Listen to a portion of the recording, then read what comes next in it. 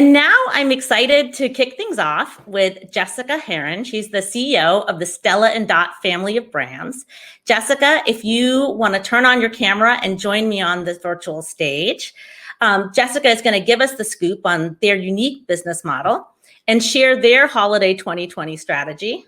Welcome. Thank you for joining us. Jessica, you have such an interesting story. You have founded two successful companies, Stella and Dot, and previously the Wedding Channel. You received a number of awards, the Ernst & Young Entrepreneur of the Year Award, the Top 10 Female CEOs Award from Inc.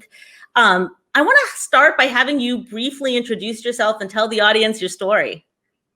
Well, thank you, Veronika, and good morning and good afternoon, everybody. I'm happy to be here with you. I think my story is, I'm a mom of two surviving COVID. So I think that's my present story right now, if you're all virtual schooling.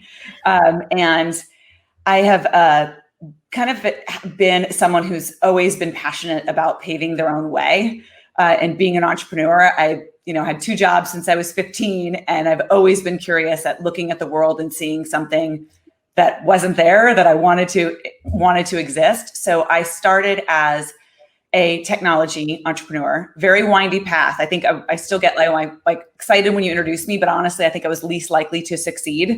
Kind of pulled my act together a little as a late bloomer, and started in technology and enterprise software.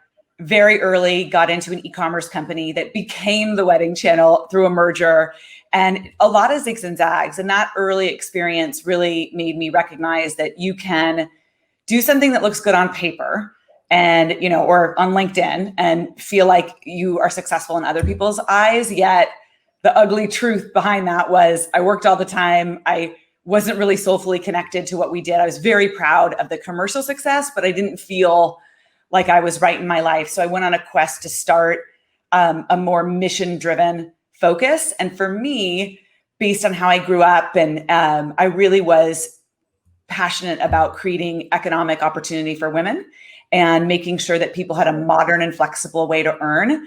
And that wasn't about, an old school work from home business or some kind of crazy pyramid scheme, but that could actually reinvent retail and tap into the power of the every woman's influence and give her, high tech and high touch model of great products to share. So that was really the inspiration behind starting Stella and Dot. I bootstrapped it so that I could, keep control of the mission. And then we've grown into 3 brands across fashion and beauty, all sold through our modern social retail platform through our independent ambassadors. That's awesome. And Jessica, I know you're being modest because having gone to Stanford where you started, I think both undergrad and grad, it seems like you were definitely on the right path from the beginning. Well, actually, I went to community college first and transferred in there. So I wasn't. That sort of felt like I got really lucky and got lucky from a lot of hard work, but it zigged and zagged. Got it. Well, I appreciate you being candid about that. So before we jump into holiday 2020, let's get everyone familiar with the Stella and Dot social retail brands. I think people know Stella and Dot, but you also have Keep and Ever Skincare. So tell us about the brands and their unique business model. Yeah, well, I think that when I think about retail and when I partnered early on with Blythe Harris, who's our chief creative officer and is on the design side, she had a heavy background in retail. And I, from Wedding Channel, had worked with a lot of retailers and bringing them online in our gift registry systems. And what we always found was the experience for the consumer was kind of broken, either in how you got service fast and conveniently. Certainly with gift registries, like walking into a store, standing at a kiosk, does it make sense? Why wouldn't it be all in one place online? Blythe's experience from looking at accessories was like, why would this be in a glass case? There's sort of nothing in the middle. There's only high and low, and people need a tiny bit of advice, and it can just be really transformative. So we really started with, we wanted to have products, one, that we could just make better through innovations in supply chain, design process, and customer experience, that products that were made a bit better with a tiny bit of advice. Not necessarily from an expert, but from a girlfriend who'd sort of just gotten there 5 minutes earlier and figured it out. And so that's really where we were looking for this combination of goods that could work in a high tech and high touch model.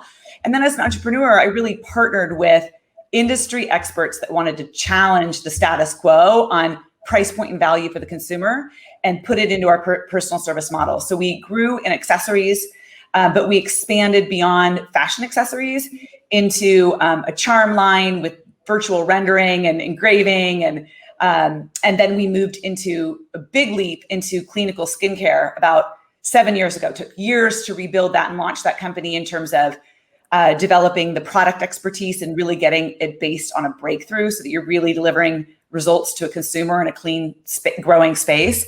And so Ever was launched about 5 years ago, and all of those brands were sold through ambassadors. People will enroll, they get a link, they can share in person or online. We digitally enable them. We give them all kinds of incentives and training, and then they share. And it's really a part-time gig for most people, but it's a very untapped set of true influencers, people who don't think of themselves as influencers, but actually carry influence in a purchasing decision. Yeah. Because their friends look up to them, they see them as kind of role models or fashion inspirations. Well, when you think about it, like with skincare, do you trust an ad or a girlfriend who used it and you can tell the difference in her skin, right? So she really is driving the awareness and consideration, and we just enable it so that she can easily do the conversion too, and it's a great channel. Yeah, that makes a lot of sense. Well, clearly, traditional social selling has been more difficult since the start of COVID-19, given the limitations on in-person gatherings. So talk about how that's pivoted. Are people now social selling over Zoom, or what are they doing? Well, I often call the traditional direct sales method as a COVID patient who had pre-existing conditions. The reality is that the digital trends have been unearthing all kinds of problems for anyone who relied on in-person experience and had built their entire business model on dollars per square foot and footfall and being on, high street or in a mall. And so we already several years ago started looking at our trends and saying, we really need to reinvent. We reinvented when we started, and we really need to reinvent to be digital first, because more people were showing a desire to do a virtual event and shop online than they were in person anyway. Now, it didn't mean it wasn't the bulk of our revenue and a really important part, but I'm so thankful that we've kind of counting our lucky stars that we started solving this problem 4 years ago by really reinventing what I think of as our flywheel of success, our overall business model, which is what's in it for the customer, how do we add value in product and service, and how does that organically and economically grow by transitioning to a social retail platform. So that means that our people have our proprietary patent pending app, and they're able to put together a look, share a skincare quiz and solution, text it to someone, share it to social, and then the other person can check it on their phone. We reoriented our referral rewards program away from host rewards so that it can kind of do the best of both online and offline. So it really was just hyper accelerating, moving to digital, make a digital business that isn't based on paying an influencer where you might not get the conversion where it makes sense in terms of a return for the business, or spamming people. But there's actually a reason to shop with you because of the digital service you provide. Yeah, that's awesome. And timely that you had that in development, because, had COVID hit and that wasn't already in the works. Well, we launched it in January, and we also put all our brands on one platform. So it used to be that you had to individually enroll, but we really started to see this shift in how people want to recommend products. They really don't see, and this is a bit, I think, generational shift between Gen X and millennials. People see themselves as the brand. They may not call it that, but authenticity is so key. So they want to not be a rep for a brand. They are the brand, and they share what they actually love. So we put all of our fashion and beauty under one easy to personalize shop. And we're turning it into a marketplace where we'll feature our brands and others so that person has more to authentically share. So there's a lot that needed to happen. Now, that said, we can't wait to get back together in person, because certainly we do sales incentive trips, and that is not the same. Right. It's not the same. No replacement for Marguerite on the beach in Mexico. Yeah, no virtual background will replace that. No. So let's talk holiday 2020. We all know this is going to be the biggest online holiday yet. Everyone's preparing for it. What strategies are you implementing that could benefit other e-commerce based businesses? So first of all, like the deep breathing strategy of, I'd like to share this because it's somewhat comical. We launched travel bags in March.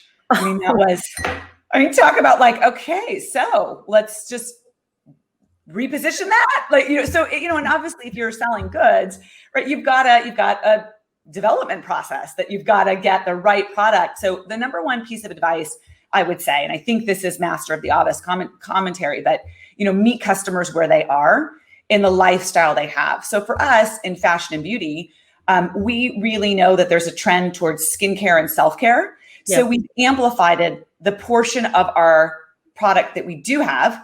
First, we had inventory issues because there was a shift in demand. Then we caught up with that. Now we're really focused on it. But it is, what's her lifestyle? What problem does she have?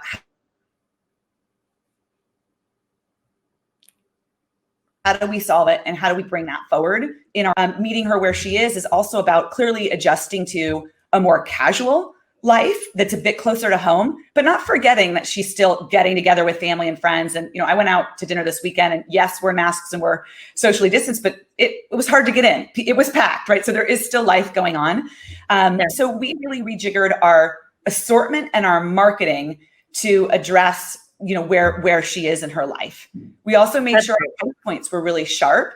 And when we share the value of our product, it's versatility, where now and where later, so that there's, if there's another barrier to justify the purchase, that we're being very clear in our value proposition, that it is going to be useful. And then with meaning, we have meaning-based products. And I think people really are craving meaning and connection. So we've really leaned into personalization and our capabilities there. And those are so great for gifting. Yeah. I mean, it's perfect for holiday. And by the way, I have to say the other benefit is Zoom calls and video calls. I am wearing my Stella and Dot earrings. I want you to know I'm not wearing any shoes. I'm pretty excited about that. That is better than traveling to speak on a stage. I am dressed though. And yes, at some point, I think early in like the Tiger King stage of COVID, you're just like, I can't even shower. Like, forget it.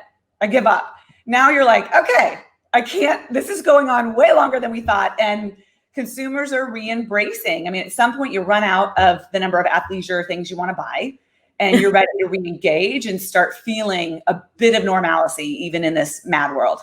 Yeah, that makes a lot of sense. And then when we had the prep call, we also talked about brand ambassadors and influencers. Talk about that as part of your strategy. Well, I have always been a person who likes reason and just basic math in business. And so I'm going to preface talking about the everyday influencer, because I think that there's so much this, ever since I've been in business, there's always this trend on channel and how you will get customers, whether it's, doing in-person pop-ups or the pop-up shop, or it's advertising on Facebook or elevating your link in Google through organic search. But it's always a moving target, because the cost to acquire gets higher and higher as more and more people engage in that channel, and it becomes less effective. And I think that for so many people chasing into influencer marketing, first it worked because it was really authentic, but the more that it became just a different form of an ad, it started losing its authenticity. So we really looked at the basics of like, how do you go acquire customers efficiently? And our model is not traditional brand marketing. We invest in a compensation plan and a learning and development platform for a field of women, incentive trips, free product credits and rewards, instead of stores, instead of Facebook ads, because we pay the people for their word of mouth. And so I really do think that figuring out how to have an authentic direct to community relationship and rethinking brand.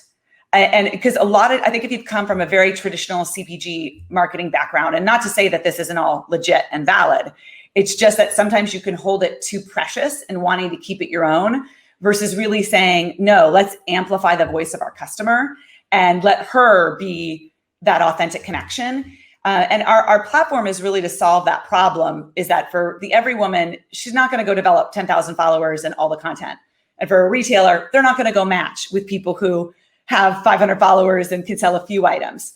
And so this sort of aggregates it so that it actually is cost effective and people get paid more and faster, and they're trained and they know what to do. Yeah, Yeah. And actually, like Jessica, I feel like we could have had this conversation for hours, and we're out of time, but I do want to give you a chance because you were launching this platform for traditional retailers as well. So I just want to give you a chance to say a few words about that, since you have a lot of traditional retailers in the audience. Well, we welcome the opportunity and partnership. So for a long time, a lot of people have asked us, how do we start a direct sales company? And the reality is it's really hard. and if you're doing the retail model, you kind of got to be all in on this field model to make it work. And so we started to really explore that. Actually, now she wants to share a lot of items, but we want to make sure that it isn't, that it's all done in a very thoughtful way that protects brands and puts really quality products and connection and service to consumers. So we're opening up our platform with beta partners starting. We kind of got a little COVID delayed. We're going to do it this year. We've sort of moved it to working on it this quarter and opening it up in early 2021, where we're allowing our ambassadors to be a channel that is really, instead of going to department stores or Amazon, we're looking at creating a social retail channel where other people share their goods and drop ship to the consumer while we enable our ambassadors to actually go out and make the transaction. So we're really excited about the direction. There's so much intelligence in how we can target, demo, and area and prompt a seller that would like that category of goods go out and share it. So if any retailers are interested, I'm going to make this really easy, that it's jessica@stelladot.com, and we'll kind of filter through that and be able to share more information that way on how you might be able to partner with us in a modern, high-tech, high-touch model. Awesome. Well, Jessica, thank you so much for joining us today. It was a pleasure to speak with you. You have such an interesting background, an interesting company. We're glad you were able to spend some time sharing your wisdom with us. Thank you so much.